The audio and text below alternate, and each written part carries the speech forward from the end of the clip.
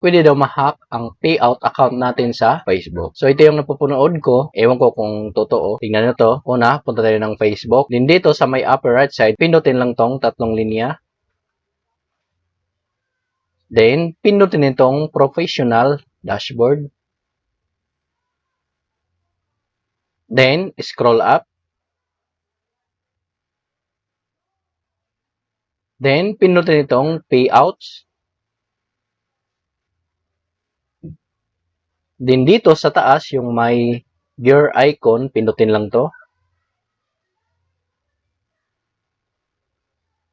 Then, scroll up. Dito sa pinakababa, kung mapapansin nyo, dalawa yung admin. Yung may nakalagay dito ay one other admin. So, kung mapapansin nyo, wala na akong nilagay na other admin. So, ako lang yung admin ng Facebook na to. Then, pindutin lang tong update. So, mapapansin nyo, LB Marketing yung nakalagay.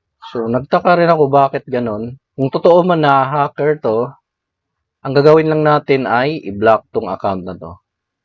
Pinutin lang tong tatlong tuldok. Then, block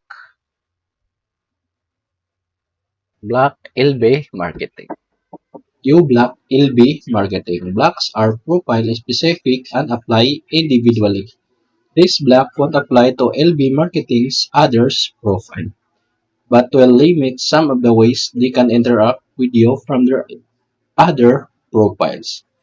Then, pinutin lang tong close. So, kung totoo man tong hacker tong account na to, mas maigi na i-block na lang natin. So, ang gagawin nila, tignan niyo yung profile niyo kung meron din kayong nito. Kung may makita kayong ganito, i-block nyo na para kung totoo bang hacker ng account na to ay maiiwasan niyang ma-hack ang ating Facebook payout account natin. Kung nagustuhan mo ang video na to, huwag kalimutang mag-like, subscribe, at hit notification bell para updated ka sa mga bago kong video.